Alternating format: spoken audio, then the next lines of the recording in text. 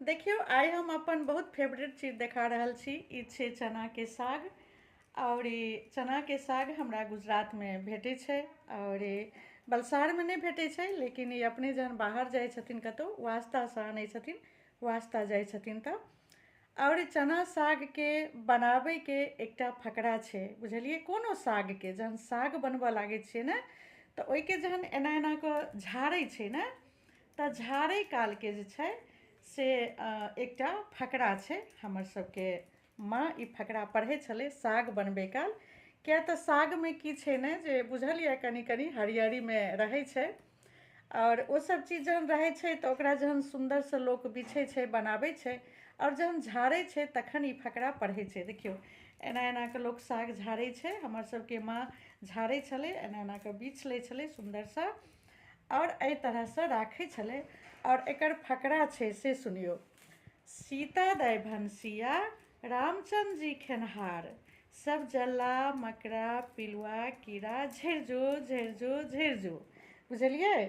ई जे छै से एना कऽ फेर उठा कऽ एहिमे राखि दै छै। हमर सबके माँ ई फकरा पढ़ै छलै साग बनबै काल। सीता दाय भनसिया, रामचंद्र जी खेनहार, सब जल्ला मकड़ा पिलुआ कीड़ा मकोड़ा झड़ि जो। ई फकरा जे छै से पढ़ैत पढ़ैत एहि तरह से साग के झाड़ै छलै। और जे छै से ई फकरा पढ़ि कऽ फेर जहन पढ़ल भऽ जाय तऽ ई एना कऽ उठा कऽ एहिमे एना कऽ राखि दै छलै। और फेर एहि तरह से लऽ कऽ सीता दाय भनसिया, रामचंद्र जी खेनहार, सब जल्ला मकड़ा पिलुआ कीड़ा झड़ि जो झड़ि जो झड़ि जो।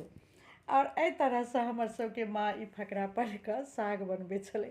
कहू जे ई अहाँ सबके किनका सबके बुझल छलए ई फकरा। पहिला के समय छलै, पहिला समय में बहुत बुजुर्ग बूढ़ सूढ़ सब बहुत फकरा पढ़ै छलखिन। तऽ ओहि काल के ई साग बनबै वाला एकटा अपना मिथिला के फकरा छै। और ई चना के साग हमर बहुत फेवरेट अछि। बुझल अछि अहाँ सबके एकर झूरी बहुत सुंदर बनै छै। और एकर साग बनै छै, एकरा आलू में भुजै छियै सेहो बहुत सुंदर बनै छै। लेकिन सबसे बढ़िया सब्जी एकर की होइ छै से आइ अहाँ सबके बता दै छी हम जे बनबै छियै। एकरा सुंदर सुंदर जे छै से एना कऽ मूड़ी उठा लेबै। और मोट का बेसन के कनि घोल बना लेबै, और ओहिमे सुंदर से एहिके डुबा डुबा कऽ तैर देबै।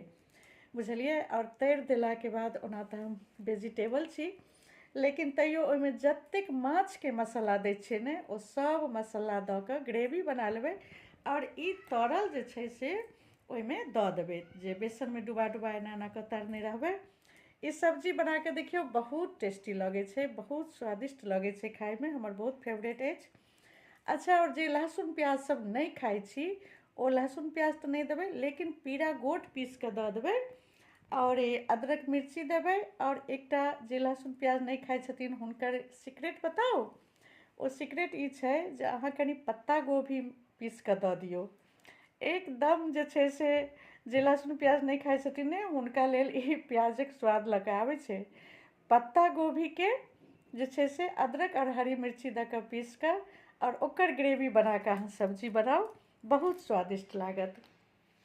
और देखियौ ई एहि तरह से जे छै से चना के साग जे छै सुंदर से बीछ कऽ, और एकर हमसब जे छै से बहुत बढ़िया वएह सब्जी जाइ छी आइ बनबै लए। और जे छै से बेसन में डुबा कऽ तरबै, और सबटा के सुंदर सब्जी बनेबै। किया तऽ साग भूजल वाला जे छै से 2 दिन बना चुकल छियै, तऽ आइ जे छै से ओ बेसन वाला जाइ छी बनबै लए। ठीक छै। जय मिथिला, जय मैथिली, बाय बाय।